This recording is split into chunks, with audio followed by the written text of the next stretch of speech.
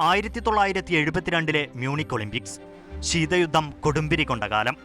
അമേരിക്കയും സോവിയറ്റ് യൂണിയനും തമ്മിലുള്ള യുദ്ധഭൂമിയായിരുന്നു ഓരോ മത്സരവേദിയും.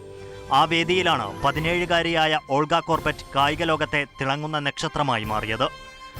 ജിംനാസ്റ്റിക് വേദിയിൽ നിന്ന് ഓൾഗ നേടിയത് 3 സ്വർണവും 1 വെള്ളിയും.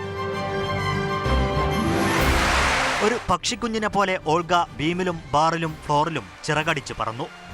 മിൻസ്കിലെ കുരുവിയെന്ന് കായിക ലോകം അവളെ വിളിച്ചു. അണീവൻ ബാറിൽ പുറത്തെടുത്ത കോർബറ്റ് ഫ്ലിപ്പ് ചരിത്രത്തിന്റെ ഭാഗമായി.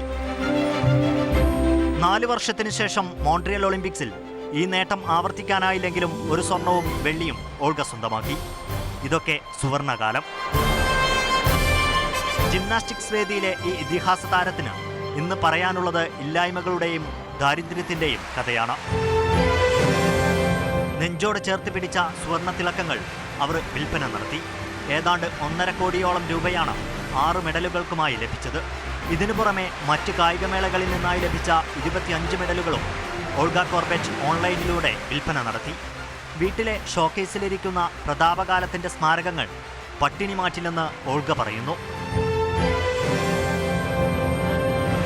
Sports desk, Mathrubhumi news.